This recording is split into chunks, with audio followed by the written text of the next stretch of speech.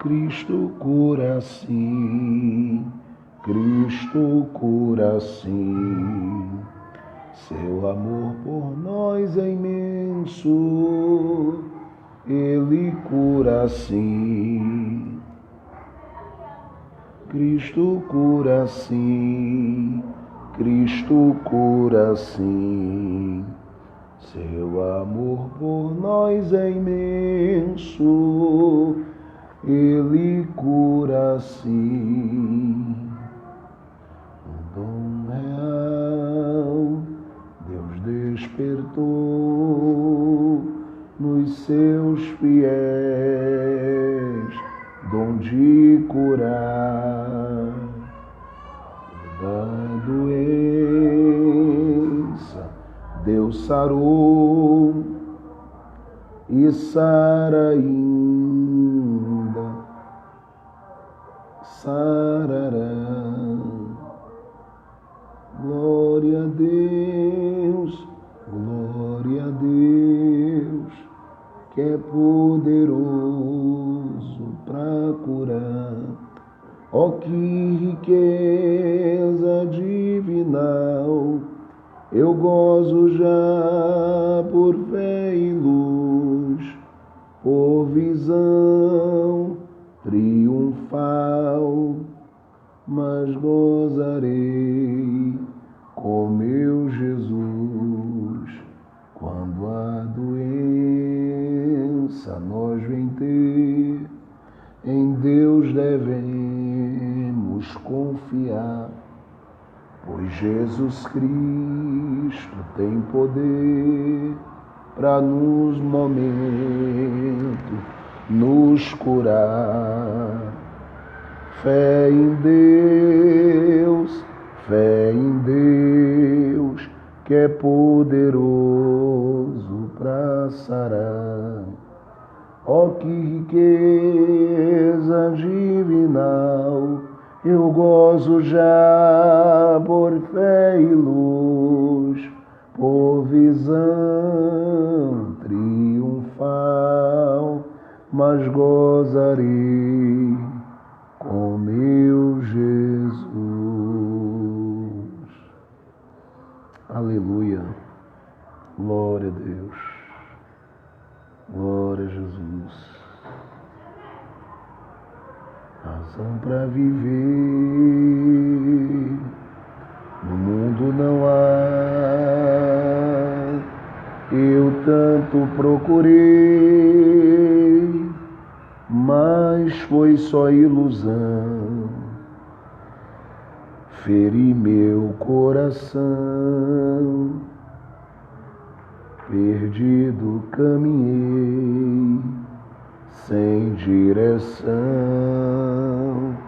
Razão para viver, tão perto do fim, me vi assim, sem solução,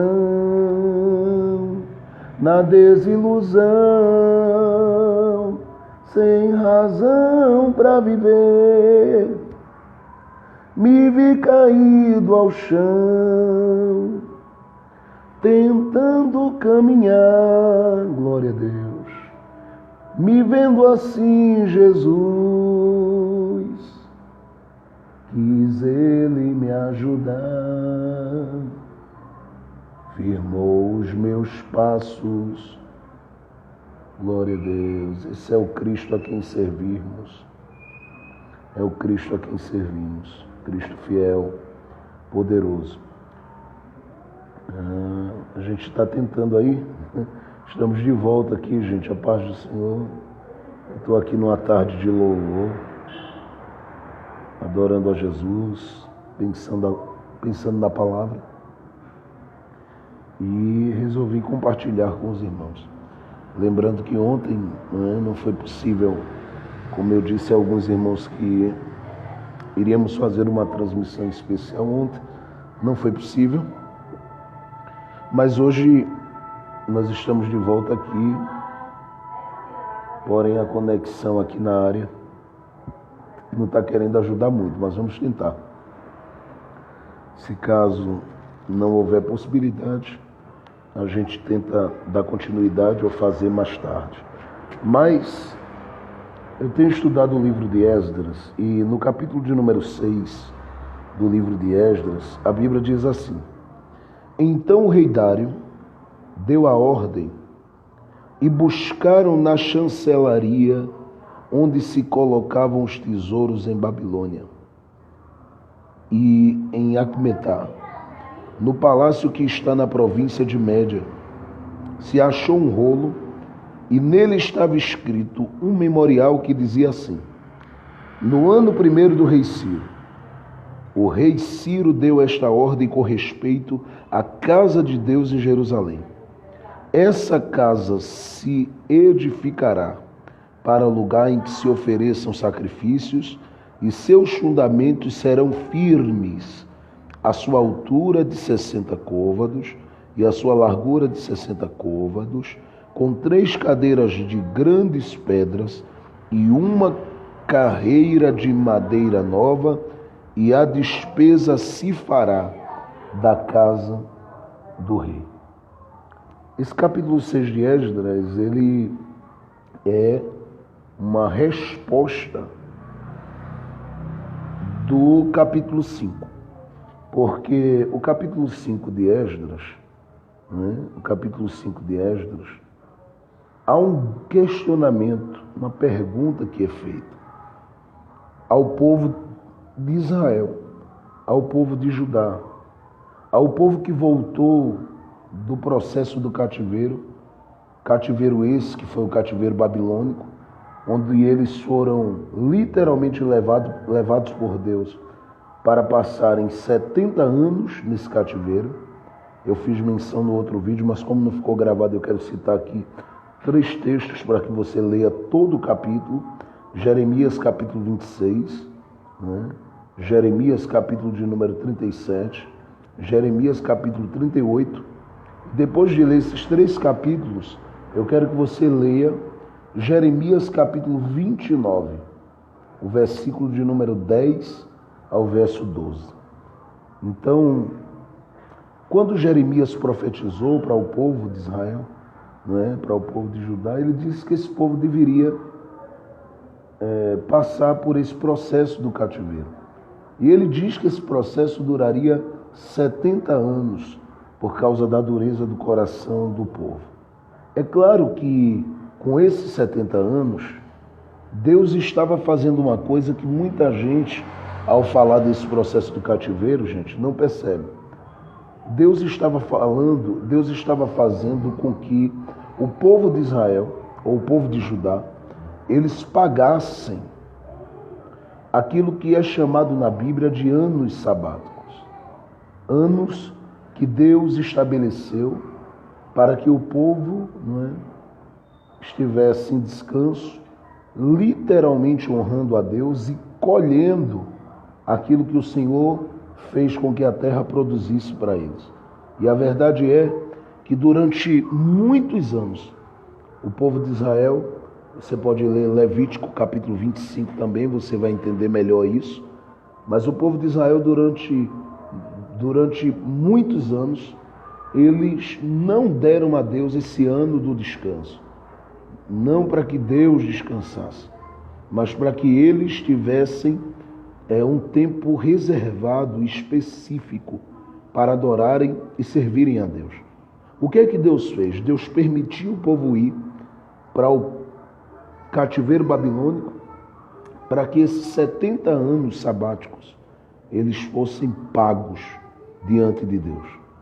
Então, a gente começa entendendo que aquilo que a gente não faz pelos meios da obediência, do quebrantamento e da sinceridade, conforme Deus exige, a gente vai pagar isso de outra forma mais dolorosa na nossa vida espiritual.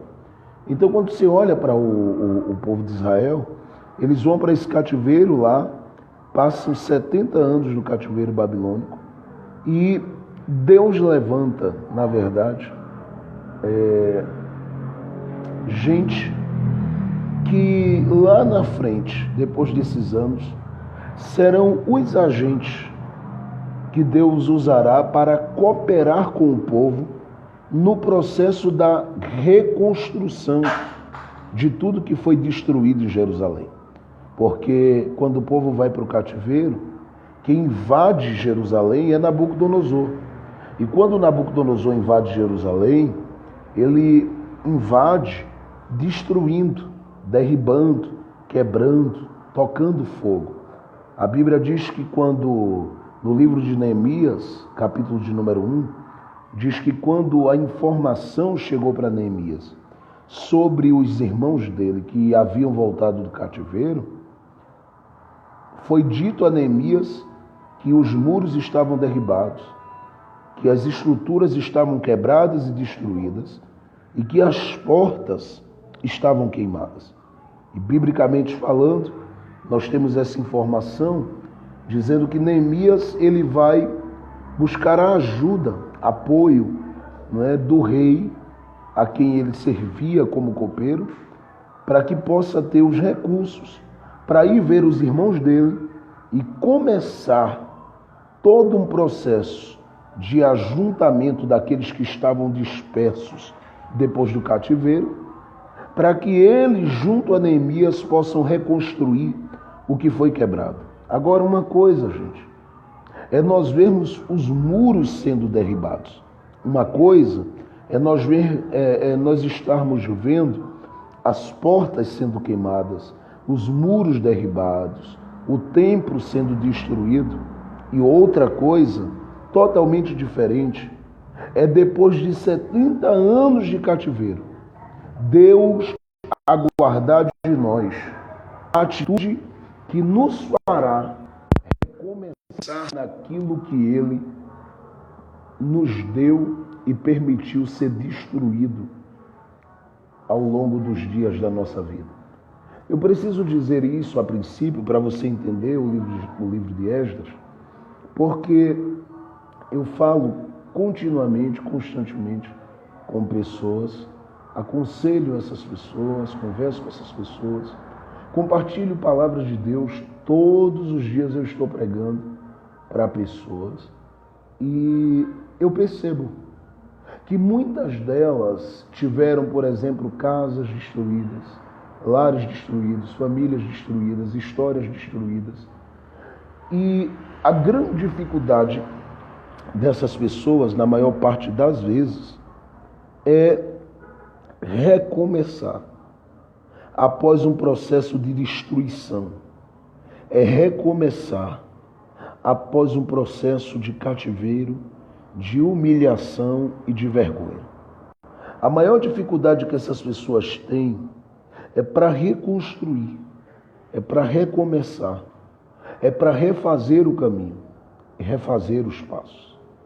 E olhando para o livro de Neemias e de Esdras, nós vamos perceber muito bem que essas pessoas que voltam do cativeiro, elas precisarão tomar algumas atitudes para que elas tenham a motivação necessária. Por quê?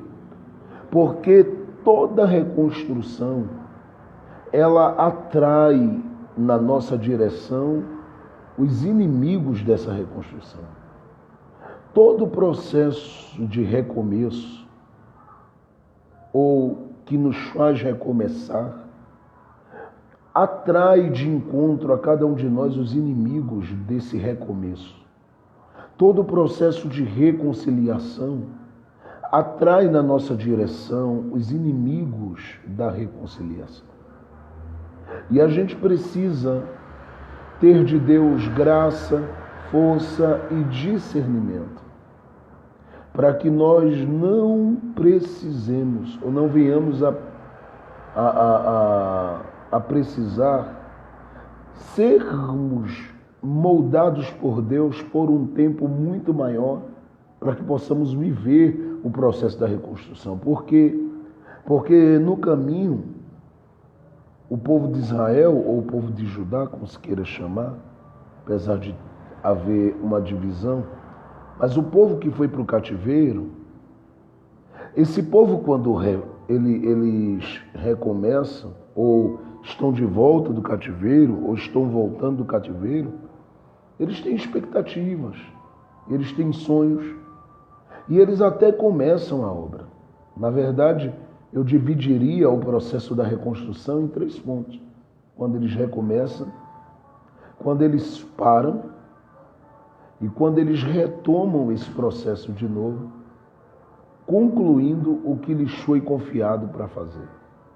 Deus vai usar figuras emblemáticas com poder, com autoridade governamental, para favorecer essas pessoas ou esses filhos de Israel que estão passando, não é, por processos. Deus vai usá-los, Deus vai usar essas figuras, algumas figuras emblemáticas, algumas figuras que eu considero que são importantíssimas nesse processo de recomeço, de reconstrução, de reconciliação com o chamado, com a vocação, com o templo, com os dons, com a família. E quem são essas figuras? Existem nomes que surgem aí. Um deles aparece em Isaías capítulo de número 45, chamado Ciro, que é alguém que autoriza os judeus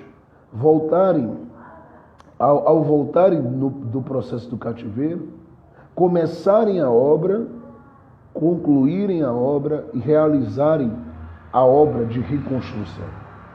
Segundo, aparece a figura de um conhecido como Xerxes, que é o mesmo açoeiro do livro de Esther, que também vai ser esse agente que vai colocar recursos nas mãos para que as coisas possam começar a ser concretizadas.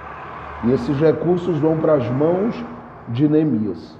Terceiro, é a figura de Neemias e de Esdras, que aparecem como figuras importantíssimas nessa obra de reconstrução. Em quarto, aparecem profetas, que vão ser instrumentos de Deus nesse processo da reconstrução. Por exemplo, se você ler o livro de Esdras, no capítulo 5, e o verso de número 2, o livro de Esdras, ou Esdras, como se queira chamar, no capítulo 5, verso de número 2, você vai ver que eles começaram a edificar a casa de Deus e com eles os profetas de Deus que os ajudavam. E esses profetas, alguns deles aparecem com o nome explícito na Bíblia. Nós temos 2 deles que são bem conhecidos de todos nós, Zacarias e Ageu. Esse Zacarias aqui não é Zacarias dos Trapalhões, não. Só brincadeira. Na verdade, aparece a figura de um profeta por nome de Zacarias e um profeta por nome de Ageu, que serão figuras ilustres e importantes, porque do começo da reconstrução, gente, eu vou repetir, do começo da reconstrução até o término, muitas dificuldades o povo vai enfrentar. Do começo da reconstrução até o término, o povo vai enfrentar desafios grandiosíssimos e que vai exigir desse povo muita paciência, muita perseverança, muita fé. Porém, essa fé só vai ser ativada neles a partir de pessoas, de figuras fortíssimas, que surgem com a mensagem de Deus na boca. E Ageu é um desses profetas que tem um significado gigantesco nesse processo. Porque quando o povo começa a obra, chega um tempo que eles dão uma parada nessa obra que eles estão fazendo. Por exemplo, se você começar a ler o capítulo 2, o capítulo 2 de Neemias, você começar a ler o versículo de número 19, observar, por exemplo, Neemias, no capítulo 2, o verso 19, você vai ver o povo ali, não é? Gente que se levanta contra eles, mas o povo está empenhado na realização da obra de Deus. No capítulo 4 de Neemias, A Bíblia diz, no verso de número 6, que eles começaram a construir o muro, ou reconstruir o muro, e diz a Bíblia que eles foram até a metade com esse muro. É terrível isso. Eles não conseguem ir do início ao fim da obra. E eles param. A ponto de, no capítulo 4 de Neemias, versículo 1, 2 e 3, a Bíblia dizer que os inimigos deles, os inimigos da reconstrução, os inimigos da reconciliação, os inimigos da obra, começarem a dizer algumas coisas. E a primeira delas era: esses judeus são fracos. A segunda delas é: eles até podem começar, mas não vão terminar. A terceira delas é: será que eles estão sonhando que vão terminar em um dia a obra? A quarta delas é: ainda que eles levantem a parede, uma raposa, quando chegar perto, vai derribar. A quinta coisa que eles estavam dizendo é: por mais que levantem, não terão solidez o suficiente para aguentar a pressão. Eles vão ceder e o muro vai cair. Ou seja, o que eles estavam dizendo, eu estou falando dos inimigos dos judeus que voltaram do cativeiro, o que eles estavam dizendo é que não adiantaria tentar fazer a obra porque eles não conseguiriam. Segundo, eles não deveriam se empenhar porque era uma perda de tempo tentar reconstruir o que foi destruído e passou muitos anos destruído. E terceiro, eles estavam dizendo ao povo judeu que voltou do cativeiro que eles nem se animassem, porque a argamassa deles era fraca, que por mais que se levantassem os tijolos e a parede e se rebocasse, a estrutura romperia com facilidade. Na verdade, eu preciso parar aqui para dizer a você que existem muitas pessoas, eu repito, existem muitas pessoas que têm esse entendimento acerca da minha vida espiritual e da sua vida. Pessoas que acham que a estrutura que nós estamos reconstruindo, reerguendo, ela não suportará as pressões do dia a dia contra a obra de Deus que nós estamos fazendo. Mas eu quero dizer a você o seguinte: a primeira coisa é que o Deus que nos levou para o cativeiro foi fiel conosco na ida para o cativeiro e fiel conosco na volta desse cativeiro.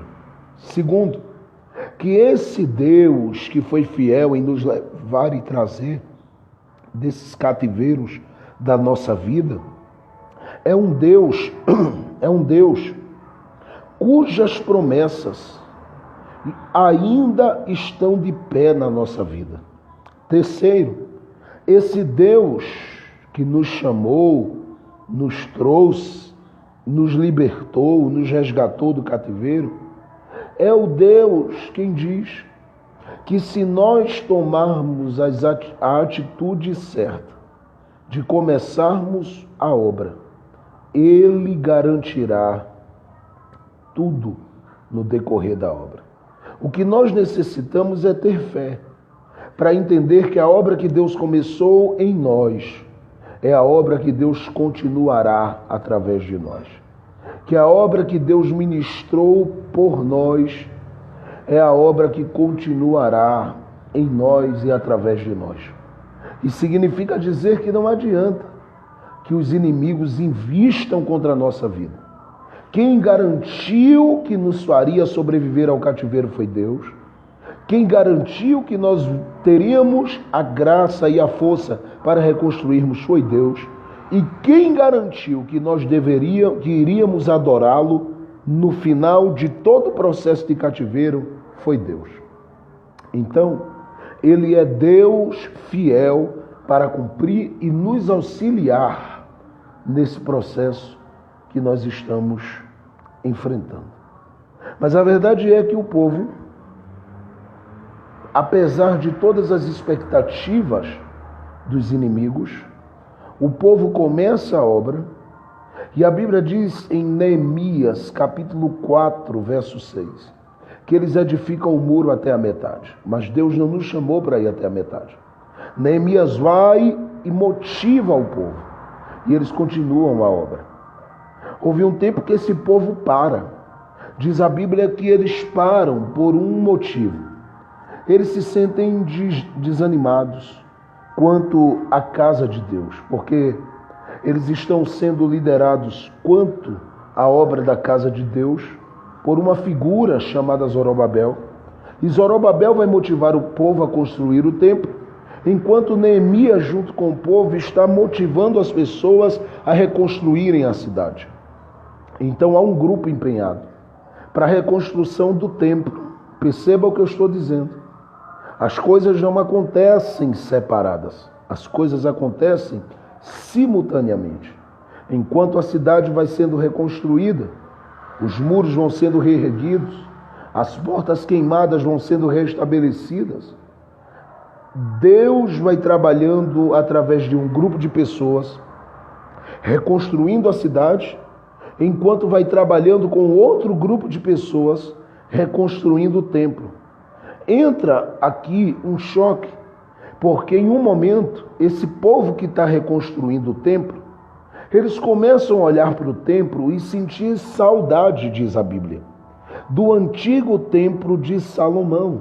E diz as Escrituras que quando eles sentem saudade do templo de Salomão, eles começam a deixar a casa de Deus de lado.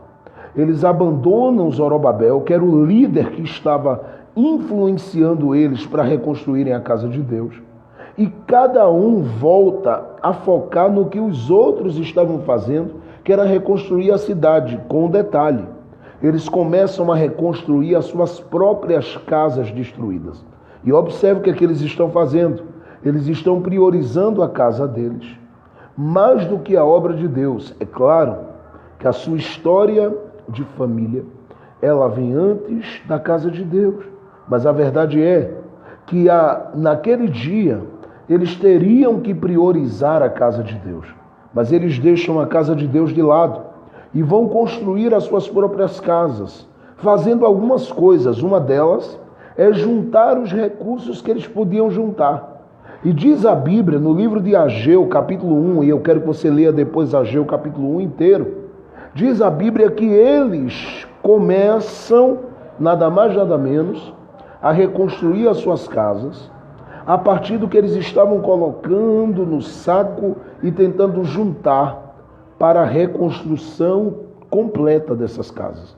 Mas Deus vem e fala e diz assim: vocês tentaram juntar para construir o que é de vocês, mas eu com um sopro dissipei tudo que era de vocês e permiti que vocês passassem por uma situação como que tivessem colocado o dinheiro no sectel furado, no saco furado, porque vocês juntam, mas não tem nada.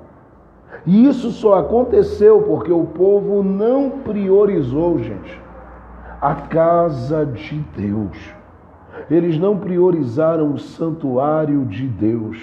Eles não priorizaram as coisas de Deus. E isso acontece com a gente todo dia, todo instante, toda hora. A gente acaba muitas vezes deixando passar a oportunidade de construirmos algo na casa de Deus que tenha significado. Às vezes a gente deixa de ocupar o nosso coração e a nossa mente com aquilo que para Deus é prioridade, com aquilo que Deus espera que nós valorizemos, com aquilo que Deus espera que a gente reconheça. E a gente vai deixando isso de lado e perdendo literalmente a essência daquilo que Deus tem plantado na vida da gente. E aí, quando as coisas espirituais ficam de lado, consequentemente, todas as nossas coisas começam a desmoronar. Então o povo parou a obra de Deus e ficou com as suas casas. Nesse período, Deus levanta Ageu com uma profecia, no capítulo 1, verso 13 e 14, dizendo: eu sou convosco.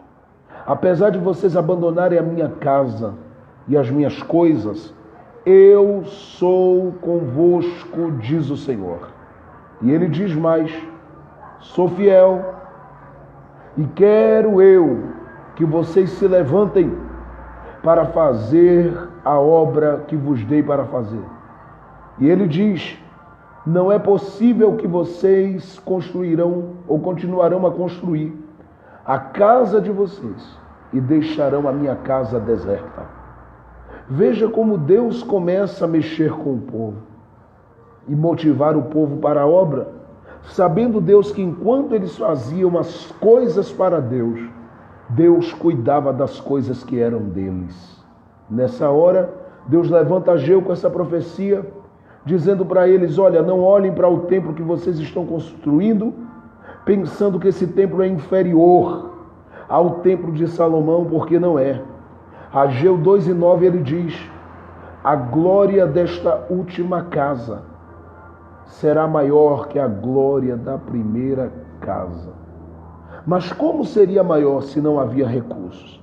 O Senhor não estava falando do templo como estrutura, o Senhor estava falando de uma glória que tomaria conta do templo e das pessoas que invadiam ou invadiriam o templo carentes, necessitadas, esfomeadas da presença de Deus.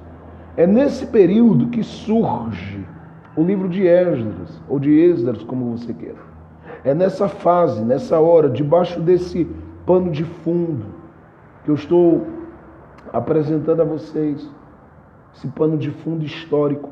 É a partir daí que surge o livro de Esdras, porque Esdras está junto com Neemias, junto com Ageu, junto com Zacarias, junto com Zorobabel, com o desejo de levar o povo a um nível de excelência e de comunhão com Deus.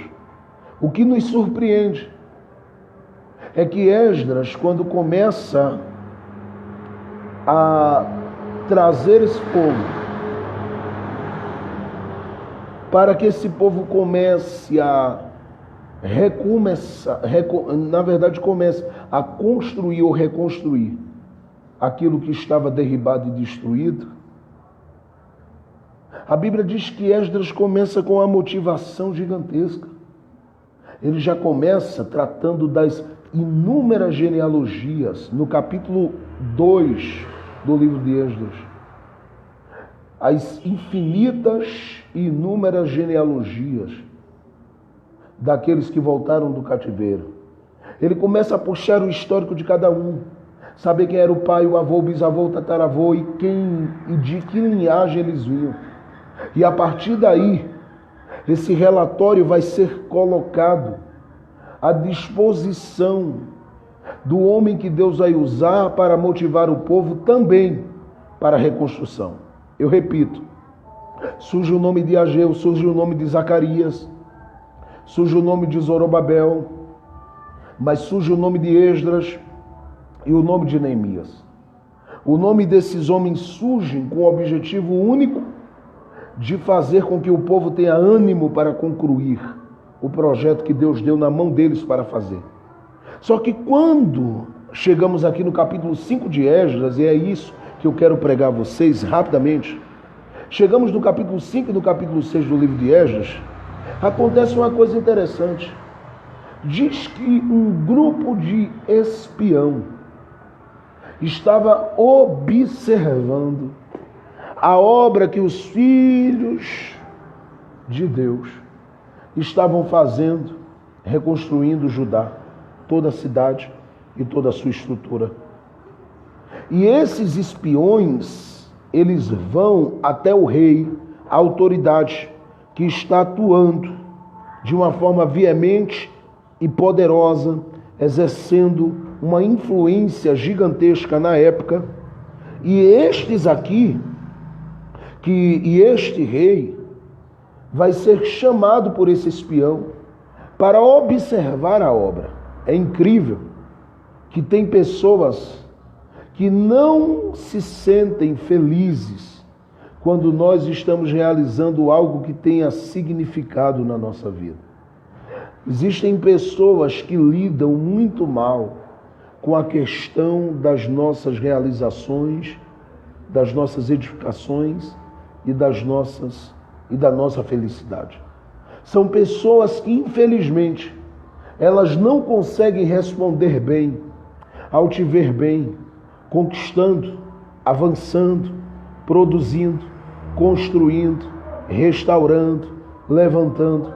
Essas pessoas, elas não se sentem felizes, não se sentem bem, não se sentem motivadas quanto à questão da realização da obra que você está fazendo. Mas escute, nós precisamos, a princípio, aprender uma verdade no processo de reconstrução e de recomeço na nossa vida, quando tudo é destruído ou quando estamos pós-destruição. E a primeira coisa que nós precisamos atentar é que os nossos ouvidos precisam estar fechados para qualquer tipo de informação desconstrutiva e desmotivadora. Por quê? Porque se nós nos permitirmos dar ouvidos às palavras de mediocridade das pessoas com as quais convivemos, nós terminaremos os nossos dias abalados, desmotivados, depressivos, cansados e, quem sabe, até cancerosos. Por quê, pastor? Porque toda pessoa que dá ouvido a quem não faz nada na obra de Deus, ela termina adoecendo.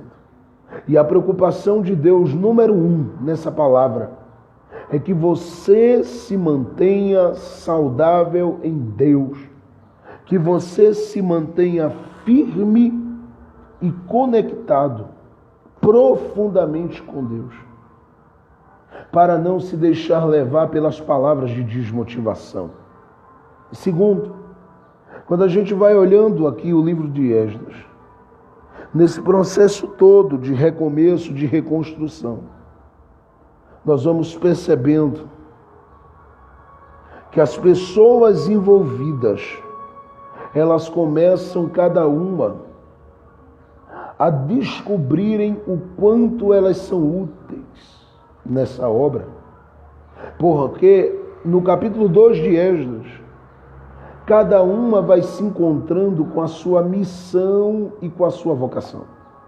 De modo que a missão e a vocação delas, quando concluída, será recompensada. Mas essas pessoas precisam ter na mente delas nítida essa verdade, que aquilo que elas estão fazendo na obra de Deus, a recompensa virá. E para isso, elas precisam se encaixar profundamente e perfeitamente na vocação que é própria, que lhe é peculiar. Eu preciso dizer isso porque por muitas vezes nós vamos ser tentados a perdermos a direção e sermos confundidos com uma série de informação e notícias que vêm para nos tirar daquilo que é o projeto maior de Deus para a nossa vida. E se a gente não atentar para o que Deus quer, para o que Deus está nos instruindo, para o que Deus está nos direcionando, nós vamos ter uma dificuldade gigantesca de produzirmos e de nos multiplicarmos. Portanto, diga a Deus, se você é um sacerdote, diga: eu sou um sacerdote, quero cumprir minha missão. Se você é um levita, diga a Deus: eu sou um levita e não quero permitir que a minha visão fique confusa. Eu desejo demais, Senhor, trabalhar naquilo que o Senhor me chamou para fazer, que o Senhor me ordenou para fazer e que o Senhor deseja que eu faça. Uma terceira coisa importante é que nós precisamos ter consciência que ninguém vai nos parar naquilo que o Senhor Deus nos instruiu para fazer. É importante que eu diga isso, porque às vezes nós perdemos a noção de que Deus está cuidando de nós, de que Deus está cumprindo passo a passo a sua palavra na nossa vida, nos levando profundamente e intensamente para o rio da sua graça, do seu favor e do seu trabalho conosco nessa terra. Glória a Deus. Glória a Deus. Essas pessoas precisam estar conectadas a essa verdade. Por quê, pastor? Porque, como eu disse, Neemias capítulo 2 surgem inimigos. Neemias capítulo 5 surgem inimigos. E inimigos que não querem que o processo de reconstrução aconteça. Porque na reconstrução, muros são levantados. E quando os muros são levantados, a proteção vem. Portas são reerguidas e restabelecidas. E quando as portas são reerguidas, oportunidades vêm. Na reconstrução ou no recomeço, o templo santo ou sagrado volta a ter um grande significado para o nosso coração. Não pelas paredes do templo, mas por ser o lugar do encontro de almas, de pessoas, de vidas, de gente que está em sintonia e em harmonia com aquilo que é a vontade de Deus para a vida delas. E eu estou falando tudo isso porque entre o capítulo 5 de Esdras e o capítulo de número 6, nós vamos ver que esses espiões chamaram o seu líder maior. Quem era o líder deles, pastor?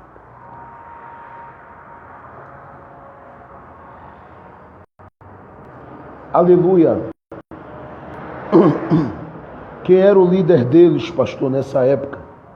O líder maior naqueles dias aparece no capítulo 6 de Esdras, verso 1. Chamava-se Dario, ou Dário. Esse homem que era o grande líder dos judeus naquele dia, ou não somente dos judeus, mas o líder da maior potência daqueles dias, melhor dizendo, quando esse homem é chamado pelos espiãos para ver a obra que os judeus estavam fazendo e saberem com que autorização eles faziam, esse homem vem e ele chega junto dos judeus e diz: quem vos autorizou esse negócio? Quem vos deu ordem para fazer aquele negócio? O texto diz aí, se você ler Esdras, melhor dizendo, capítulo 5, verso 3, naquele tempo veio a ele Tatenai, governador daquém do rio, e Setar-Bozenai, e os seus companheiros, e disseram-lhes assim: olha a pergunta que esses caras fazem, e eu estou falando aqui de líderes de províncias e aqueles que eram os espiões. Quem vos deu autorização para edificardes esta casa e restaurardes este muro? Veja aí, Esdras capítulo 5, verso 3. Quem vos deu autorização ou ordem para edificardes esta casa e restaurardes este muro? Esta é a pergunta que eles fazem. Quem autorizou? Quem autorizou? Porque até então eles estão levantando os muros, levantando portas, levantando o templo, reerguendo tudo de novo. E eu sei que Satanás não ficará satisfeito e nem fica satisfeito quando nós estamos em processo de reconstrução. Mas nós não temos negócio com o diabo, o nosso negócio é com Jesus que já venceu ele. O nosso negócio é com o sangue de Jesus. O nosso negócio é com as palavras e as promessas de Jesus com a nossa vida. Nós temos compromisso com a palavra de Deus e a palavra de Deus tem compromisso conosco. E independente dos questionadores da obra e do caminho, nós não vamos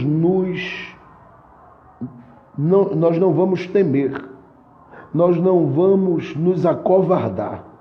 Nós vamos fazer o que Deus quer que a gente faça. Às vezes esses que se levantam contra estão no meio da sua própria família. Às vezes esses que se levantam contra estão no seu trabalho. Às vezes estes que se levantam contra, perguntando qual autorização ou quem te deu autorização para você avançar, para você crescer, para você multiplicar, para você progredir, para você desenvolver na sua inteligência, para você buscar outras formações. A pergunta sempre é: quem te autorizou? Eles não perguntam se você vai ter recursos para isso, eles querem saber quem autorizou. Porque dependendo do nome que você dê, eles poderão fazer oposição. Por quê? Porque a vida toda desses espiões que aparece aqui em Esdras, capítulo 5, verso 3, a vida toda desses fofoqueiros, a vida toda dessas pessoas que matam o próximo, que dificultam o caminho do próximo, que lutam para impedir a graça de Deus se revelar e se manifestar através do próximo, esses tais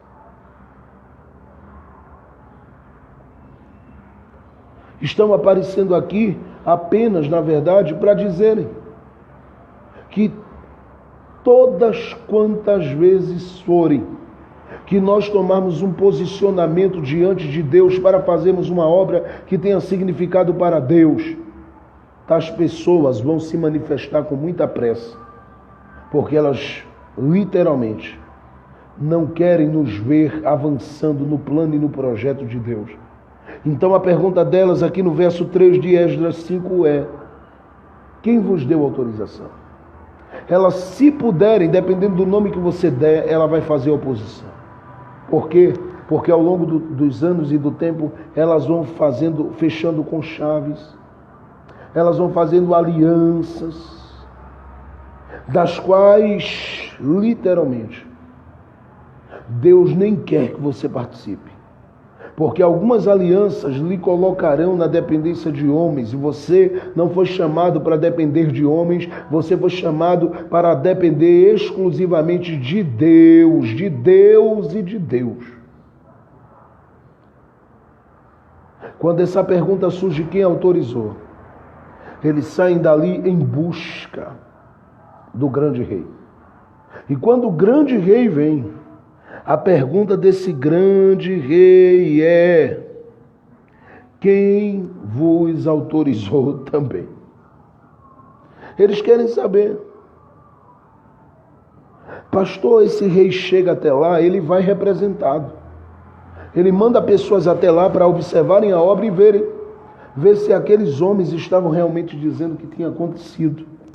E aí ele manda um grupo de pessoas lá, porque os judeus naquela hora mandaram uma carta, está no verso de número 6 do capítulo 5, enviaram uma cópia de uma carta para o rei, dizendo ao rei: nós temos autorização para fazer o que estamos fazendo. A pergunta do rei é: quem vos deu autorização? E aí a resposta deles vem aqui, no capítulo 5 de Esdras. Estou com a Bíblia, estou na Bíblia para que você guarde isso. No capítulo de número 5 de Esdras, a Bíblia diz, no verso de número 12, olha que coisa interessante: mas depois que nossos pais provocaram a ira dos deus, mas depois que os nossos pais provocaram a ira, o Deus dos céus, ele os entregou nas mãos de Nabucodonosor, rei da Babilônia, o caldeu, o qual destruiu esta casa e transportou o seu povo para a Babilônia. Porém, no primeiro ano do rei Ciro, ou de Ciro, rei da Babilônia, o rei Ciro deu ordem para que esta casa de Deus se edificasse. Eu repito, o rei Ciro deu ordem para que a casa de Deus fosse edificada. Como Ciro deu a ordem, eles estão fazendo, sem precisar questionar nem perguntar nada, porque a carta do rei maior já foi dada na mão deles, dizendo que eles poderiam fazer a obra e o nome do Senhor seria glorificado. Mas a verdade é que por mais que a carta fosse enviada, Dário agora tem um encontro com esses judeus. E no diálogo que ele tem com eles, ele diz: quem deu autorização disso? Quem deu autorização foi Ciro. Quem deu autorização foi o grande rei da Babilônia. Quem deu autorização foi o homem que Deus o levantou para ser bênção para a nossa vida. Aí a Bíblia diz que Dário deu uma olhada. E aqui eu quero parar para você observar uma coisa. A pergunta agora já não é quem autorizou. A pergunta é: Aonde está o documento que comprova que o rei autorizou você a ir até o final, a cumprir sua vocação, a alcançar as promessas de Deus na sua vida, a viver as coisas grandes que o Senhor reservou para a sua vida? A pergunta é: quem autorizou? Não. Agora, a pergunta já não é mais quem autorizou. A pergunta é: onde está o documento? Porque era um padrão da época. Quando alguém fazia um negócio, assinava o documento, que ficava como original, e fazia-se uma cópia. E essa cópia, ela determinaria de verdade se o documento tinha validade. Mas eu digo a você que quem volta do cativeiro, a última coisa que vai se preocupar, gente, é em guardar a xerox de algum documento. Porque o cativeiro, ele bombardeia a mente da gente, o coração da gente, nos deixa cansado, como eu também me sinto muitas vezes. Nos deixa cansado o cativeiro. O cativeiro nos deixa muito mal, abatidos, sem força, sem vigor, sem esperança, sem convicções e certezas de Deus em nós. E o objetivo desse cativeiro, muitas vezes, é tirar e desconstruir tudo na gente. Mas a gente acaba perdendo até as documentações importantes da nossa vida. Por isso que a Bíblia diz, no livro de Esdras, no capítulo 2, e eu não vou citar, mas eu quero que você leia depois, capítulo 2 de Esdras, versos 61 e 62, que aparece aqui um grupo de sacerdotes sem registro, sem a certidão de nascimento, porque o cativeiro arrancou dele, gente. O cativeiro tirou a essência, tirou a virtude, tirou a graça, tirou a paz, tirou o ânimo, tirou a vida do coração deles. Incrível é que na medida que o processo caminha, incrível é que na medida que eles vão fazendo a obra, eles nunca imaginam ou imaginariam que alguém ia pedir o documento a eles, dizendo: comprovem que foi autorizado vocês realizarem a obra. Gente, eu quero parar aqui para dizer uma verdade. Todo homem e toda mulher de Deus, ele tem um documento na mão comprovando que foi Deus quem o chamou, aleluia, para a obra que ele tem para realizar. Foi Deus quem o escolheu para a obra que ele tem para realizar. Foi Deus quem o vocacionou para a obra que ele tem que realizar. E se a gente tiver essa convicção, a gente não titubeia, não questiona, não duvida, não se torna indiferente às manifestações de Deus no nosso chamado. Por quê, pastor? Porque na medida que você prossegue, progride, avança e cresce em Deus, escute isso, Deus vai multiplicando o favor dele sobre a sua vida. Mas eles precisam aqui comprovar. Eu sei que tem muita gente que não tem como comprovar, porque não sabe como comprovar de verdade que você é alguém que Deus escolheu e separou para estar, fazer e realizar justamente o que você está realizando para o Senhor.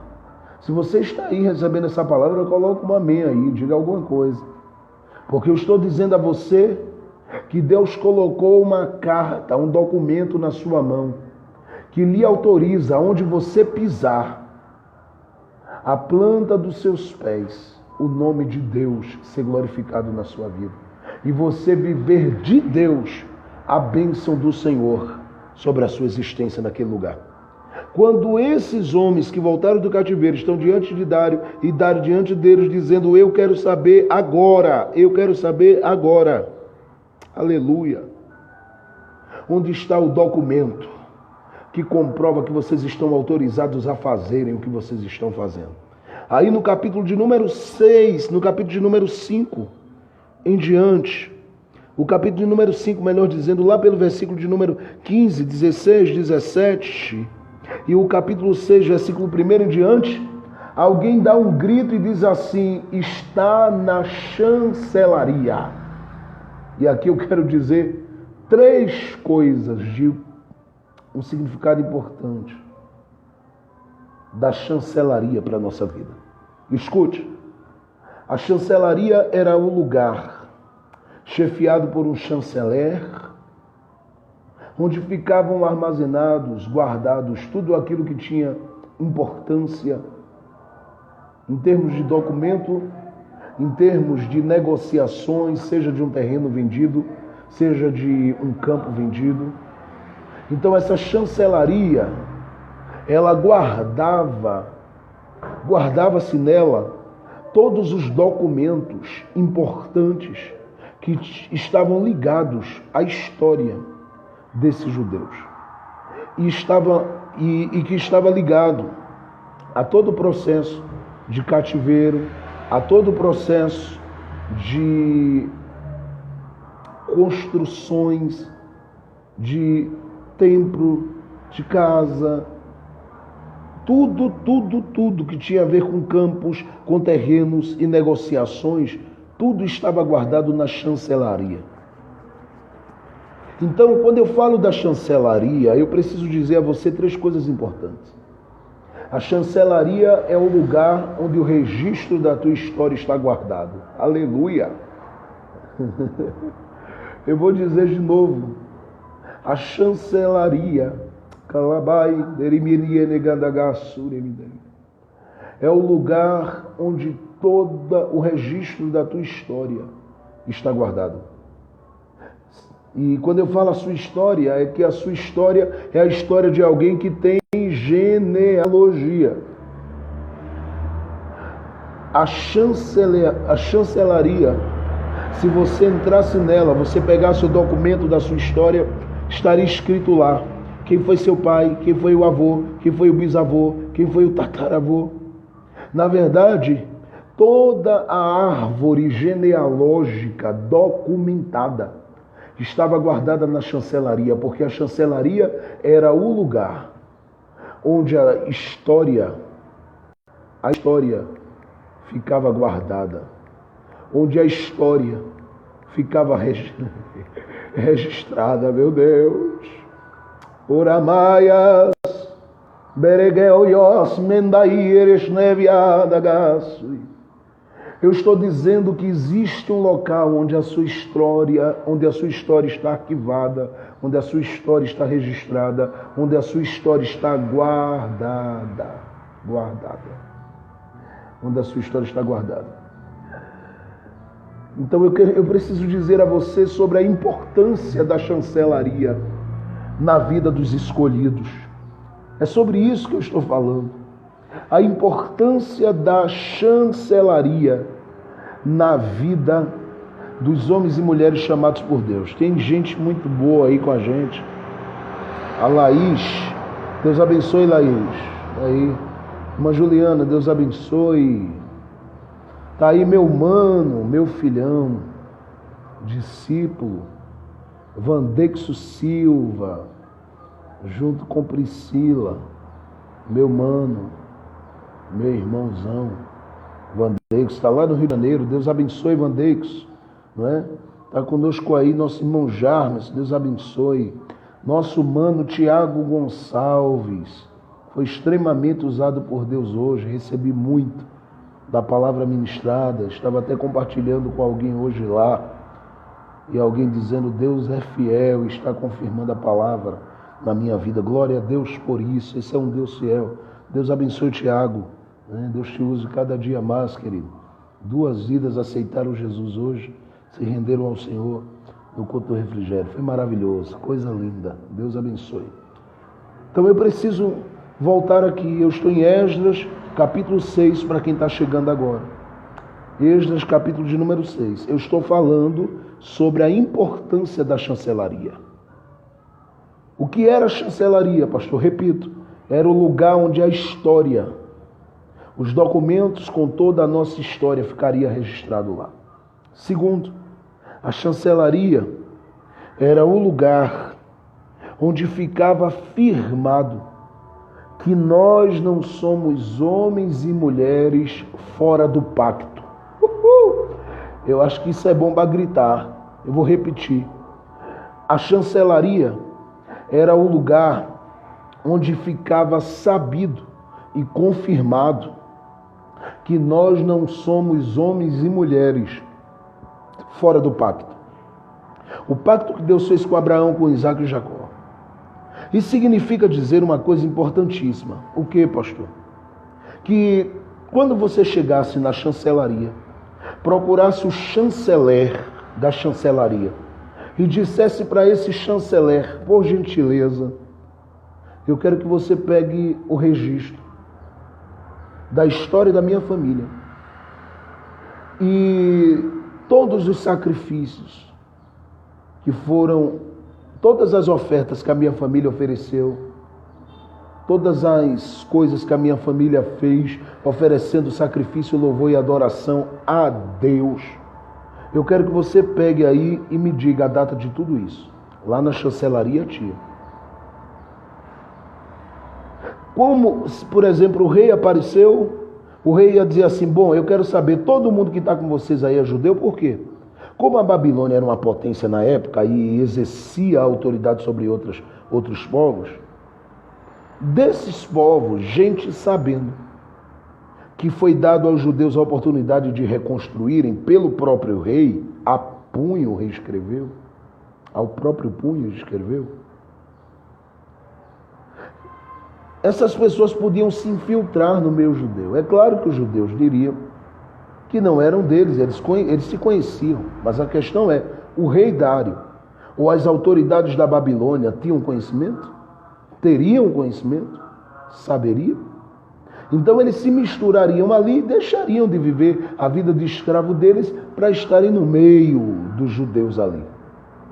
Então eles iriam desfrutar ou aproveitar a bênção que estavam sobre o judeu. Então por que era importante ser registrado no pacto? Porque quando alguém chegava dizendo, eu sou filho de Abraão também, o chanceler olhava e dizia assim, teu sangue não é daqui não. Porque todo homem escolhido por Deus e chamado por Deus, seja pelo sangue abraâmico ou pela fé em Cristo, foi feito filho de Abraão. Esse homem tem um registro que vai além da sua certidão de nascimento na chancelaria. Ele tem um documento que comprova historicamente que ele fez muitos sacrifícios diante de Deus ao longo da sua vida. Aleluia. Eu estou dizendo a você que você não é um homem sem história. Mas eu também estou dizendo a você que você não é um homem sem marcas, sem serviço, sem lágrimas, sem altar, sem jejuns. Entende o que eu digo? Eu estou dizendo que você não é uma pessoa que passou na caminhada e na vida sem deixar as suas marcas com Deus. E agora no processo de reconstrução e de recomeço da sua vida, tudo isso será contado diante de Deus. Aleluia. Deus vai ver as ofertas que você deu, Deus vai ver os sacrifícios que você fez, Deus vai ver as lágrimas que você chorou, tudo está registrado. Alguém chama isso de livro das crônicas. Por isso que lá em Esté, no mesmo capítulo 6, lá em Esté, capítulo 6, as escrituras dizem que o rei Assuero pediu para que lessem o livro e quando abriram o livro da história do reino, contou-se a história de Mardoqueu naquele dia.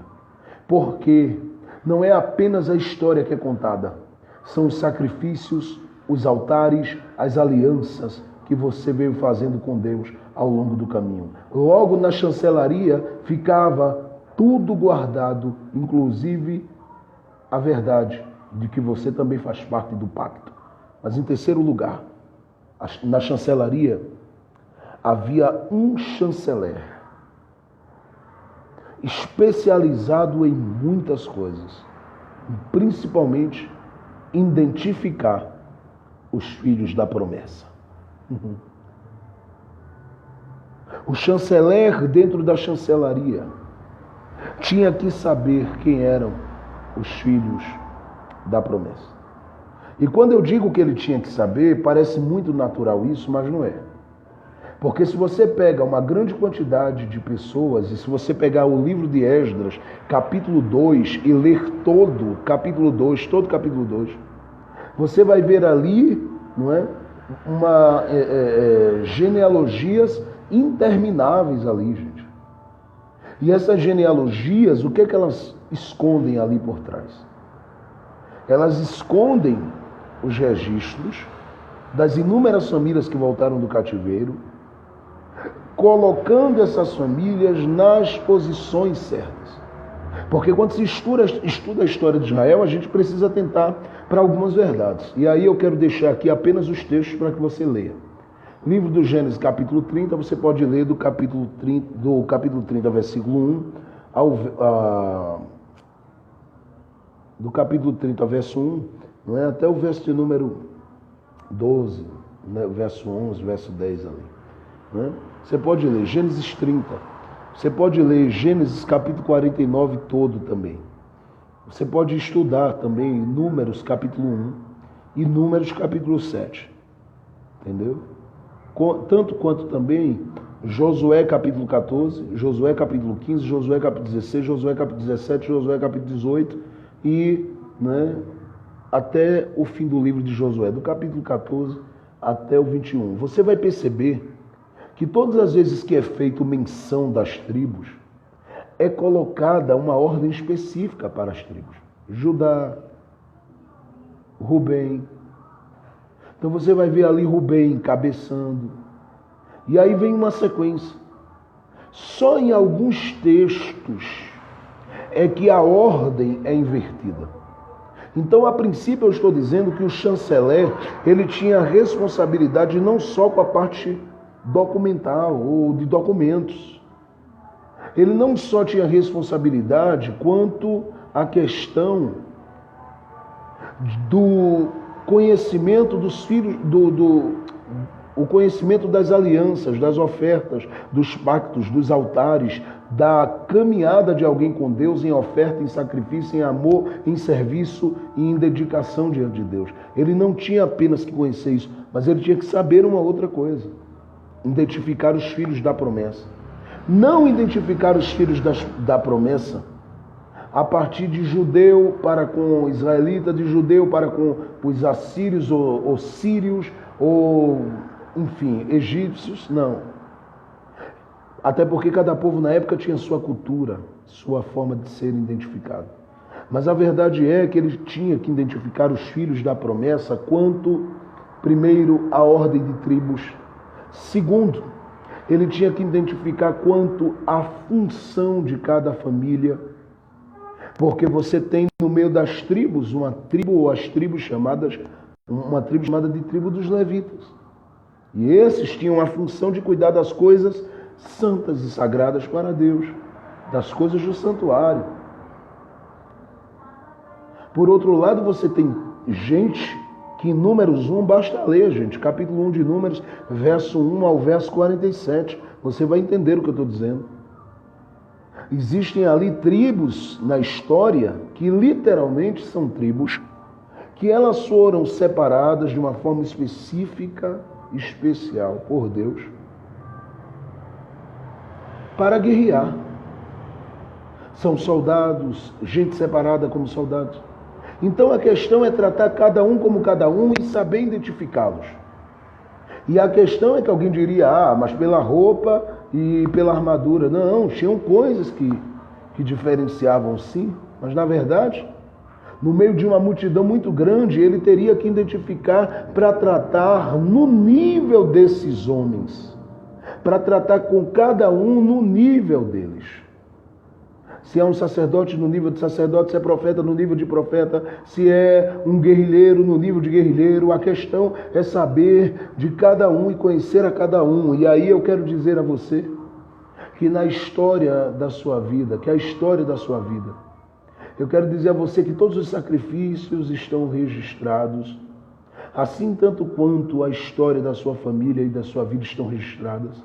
Assim, tanto quanto o conhecimento do que você tem como vocação de Deus na vida está debaixo do conhecimento do grande chanceler da chancelaria. E quem é o chanceler, pastor? Na minha história e na sua história, esse chanceler é o Espírito Santo. Ele conhece a tua história, ele conhece os teus sacrifícios e ele conhece a tua intimidade vocacional. E esse chanceler nunca nos confunde. Nós podemos estar no meio de 100 pessoas orando. Ele sabe a nossa voz. Aleluia. Ele conhece cada palavra da nossa boca. A Bíblia diz no Salmo de número 139 que antes que a palavra chegue à nossa boca, o chanceler maior, ele conhece. Sabe o que ele faz também com a gente? A Bíblia diz que ele está em João 14, ele nos convence do pecado, da justiça e do juízo. Esse Espírito Santo, sabe o que ele faz com a gente?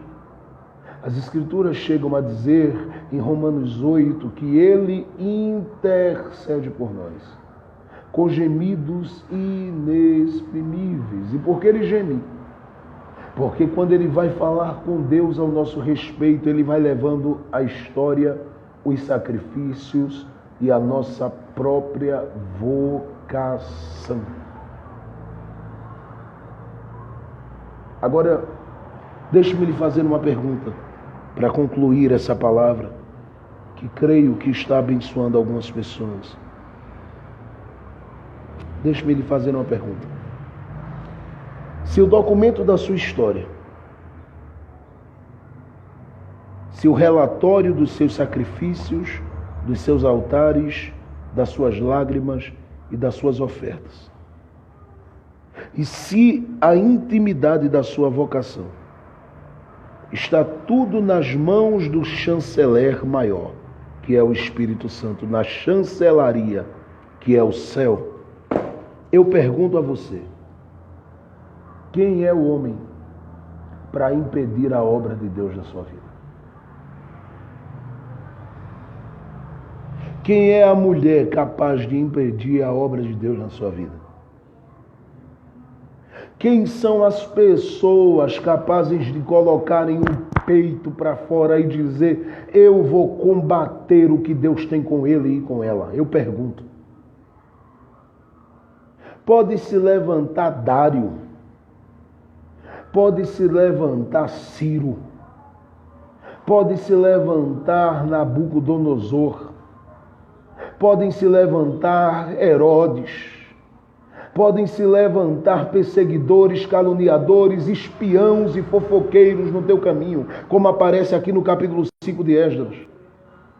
Ninguém vai parar a obra de Deus contigo. Porque eles estão perguntando quem autorizou. E o grito dos judeus aqui no capítulo 5 é: quem autorizou foi o grande rei. E o rei que autorizou ainda disse que a gente não vai gastar nada no projeto, que tudo que nós precisamos para um projeto vai sair do bolso dele. Eu estou dizendo a você que Deus financiará os teus sonhos. Eu vi na força de uma leoa parida. Eu estou aqui na fúria de um touro selvagem. Eu estou aqui como Popeye, quando comi espinafre, para dizer a você profeticamente essa palavra. É Deus quem vai financiar os teus sonhos. E ninguém vai impedir a obra que você tem para realizar, a vocação que você tem para cumprir, os sonhos que você tem para alcançar, os projetos que Deus tem para concretizar na sua vida. Ninguém será capaz de impedir, porque o Deus a quem você ama, o Deus a quem você serve, o Deus a quem você adora, é o Deus que está dizendo: eu financio, eu vou investir nesse sonho, eu sou quem vou abrir a porta dos recursos para que o meu nome, aleluia, seja glorificado na sua existência. Bereshmal é movini edgar sim de diadaviovar. Calamandu de mina liaval e derrecendo aliarano menia de gedevia. Eu estou profetizando para a sua vida nesta hora. Eu estou profetizando para a sua vida nessa hora. A chancelaria começa a se abrir hoje. Os documentos vão começar a ser colocados na mesa. E quem pensava que ia te ver humilhado, humilhada, frustrado, frustrada, envergonhado, envergonhada, entristecido, entristecida, machucado, machucada, desesperado, desesperada, estes tais verão o chanceler esfregar o documento na cara deles e dizendo assim: quem autorizou foi o rei, e o rei mandou dizer mais, que é ele quem vai financiar o projeto até o final e vai dar tudo certo como o rei determinou. Quando o chanceler pegou o documento, todo mundo ficou paralisado na sala, está aqui na Bíblia. Todo mundo ficou olhando, inclusive os espiãos, inclusive os fofoqueiros, inclusive os mentirosos, inclusive os caluniadores, inclusive os perseguidores, todos eles, está aqui na Bíblia. No livro de Esdras, no capítulo 6, a Bíblia diz que o chanceler puxou e disse assim, eu vou ler o que está escrito, o chanceler disse, e eu leio de novo para vocês, capítulo 6, verso 3, olha o que diz a Bíblia. No ano primeiro do rei Ciro, o rei Ciro deu esta ordem, com respeito à casa de Deus em Jerusalém. Essa casa se edificará para lugar em que se ofereçam sacrifícios e seus fundamentos serão firmes, a sua altura de 60 côvados e sua largura de 60 côvados. Deixa eu te dizer, o projeto de Deus contigo tem as medidas certas. Já está tudo estabelecido. Deus já deixou tudo projetado certinho acerca da sua vida, e eu quero profetizar para você que o chanceler vai ler na presença dos teus inimigos o documento dizendo assim: ele tem história, ele tem sacrifícios diante de Deus, e ele tem e ela tem uma vocação e uma promessa empenhada por Deus na vida dela. Eu quero parar aqui, não terminei o livro de Esdras. Não terminei de pregar sobre ele aqui. Eu estou apenas no capítulo 5 e no capítulo 6. Mas, se Deus permitir, nós gravaremos outras mensagens no livro de Esdras. Mas fica essa palavra para você. Quando o teu inimigo perguntar quem autorizou, grita para ele: quem autorizou foi Deus. E se quiser reclamar com alguém, reclame com o chanceler, porque é ele quem tem a minha história na mão. Se tiver de reclamar com alguém, aleluia, meu mano Vandex, aleluia.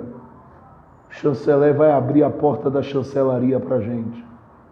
Manquitéria Vieira, Deus abençoe.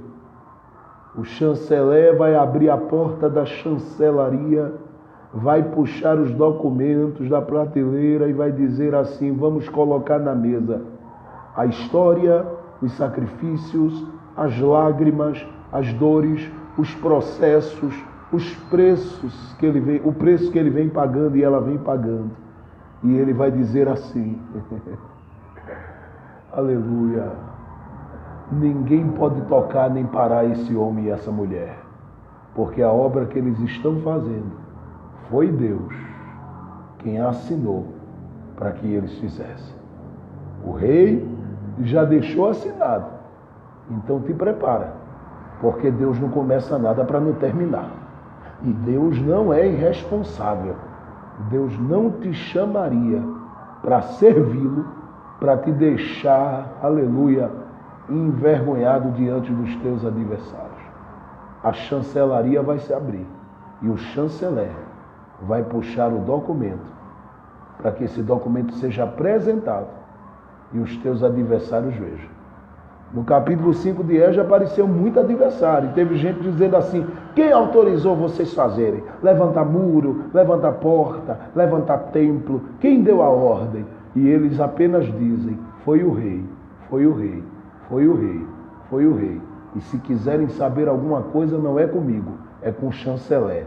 Vai lá, procura o rolo da minha história e o chanceler vai dizer: aleluia, quem sou eu? Para que você saiba, porque o chanceler conhece a sua história como ninguém. Deus te abençoe. Glória a Deus. Pode compartilhar aí um aleluia, uma palavra, um versículo. Fiquem à vontade, irmãos. Pode ficar à vontade que a gente vai citando aqui, tá? Aleluia.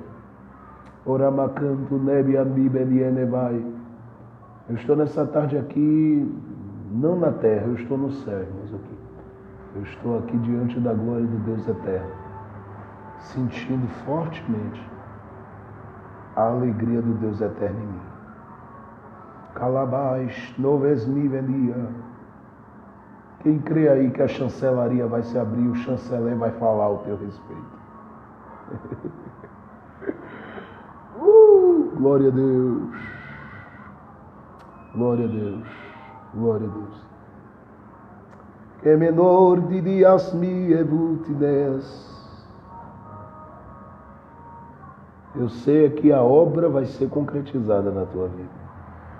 Eu estou recebendo a informação aqui do Espírito Santo de Deus que a obra será concretizada conforme o plano e o projeto de Deus para a tua vida. E vou lhe dizer de novo: quem te vendeu, quem te perseguiu, quem te humilhou, não será vingança, apenas justiça.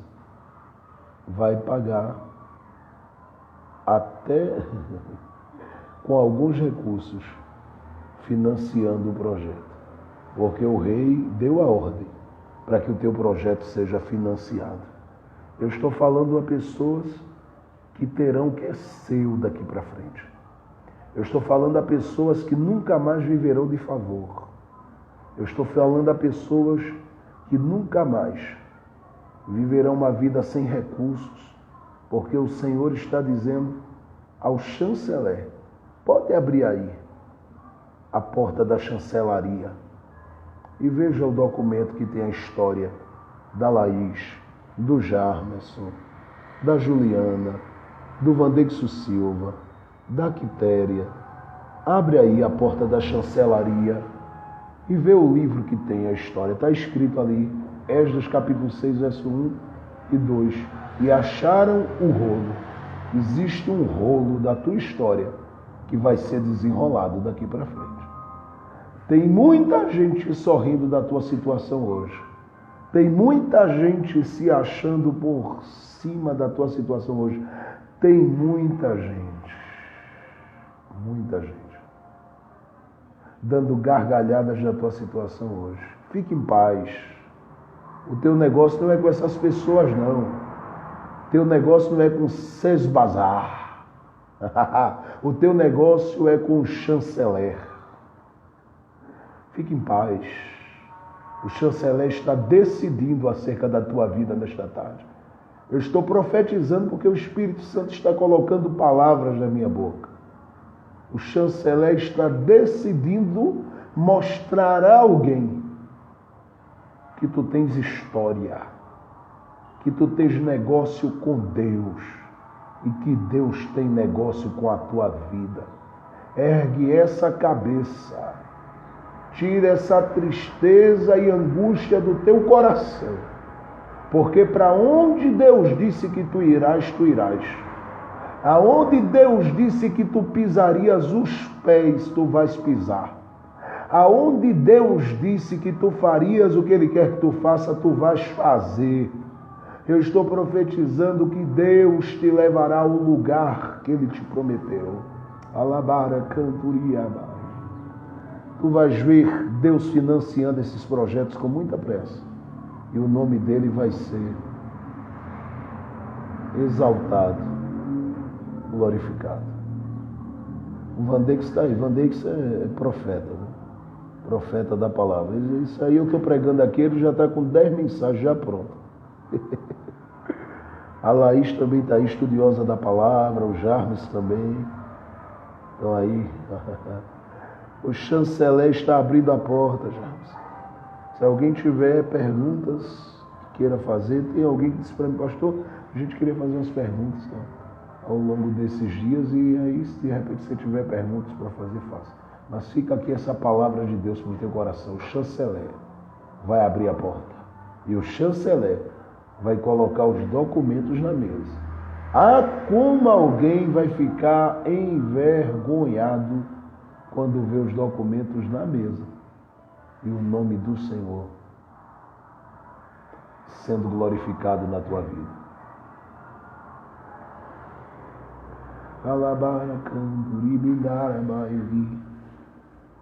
Talvez você não tenha o que esperava ter. Quem sabe viu seus sonhos se desmoronar. Na verdade está assim, eu sei, é tão ruim. Ninguém mais pode saber como você, só você sabe a dor que o cativeiro lhe causou, as humilhações lhe causaram. Não vai adiantar você desesperar.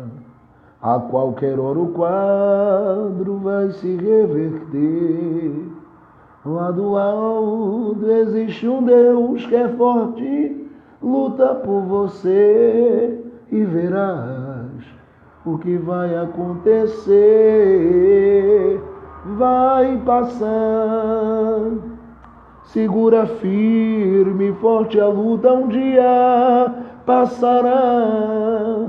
Há um propósito de Deus nessa situação e não vai falhar. Todo o poder para suportar virá do céu, vai passar. Sinta a presença de Deus na sua vida. Não é porque estamos pelo celular que você não pode sentir Jesus. Sinta a presença de Deus aonde você está, porque o Senhor está dizendo, eu dei a ordem para que o chanceler abra a chancelaria. Alguém vai ver, aleluia, o documento vindo à mesa. Vindo à mesa. Glória a Deus. Tem alguém que diz em um hino que eles ficarão sabendo da bondade de Deus sobre a tua vida. Fique em paz, porque a alegria do Senhor é a tua força. Deus abençoe meus colegas, irmãos que estão aí conosco. O Senhor seja com o coração de vocês. Faz um favor, compartilhe aí na página do teu Face essa palavra e diga para alguém que o chanceler abriu a porta da chancelaria.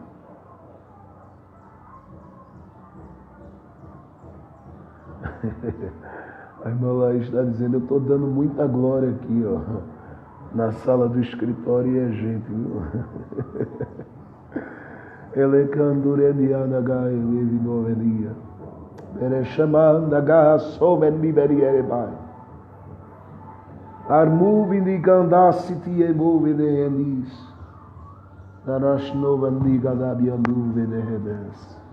Glória a Deus, nós temos um Deus fiel. Deus é fiel, Deus é fiel, Deus é fiel. Deus é fiel. Olha aí, James colocou aí, Deus é fiel, amém. Glória a Deus, só faltou a irmã Juliana colocar um aleluia aí.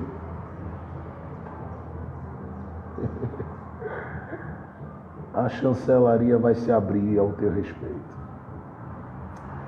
Eu estou sentindo uma confirmação muito forte no meu coração dessa palavra aqui do Espírito Santo, gente. Chancelaria vai se abrir ao seu respeito.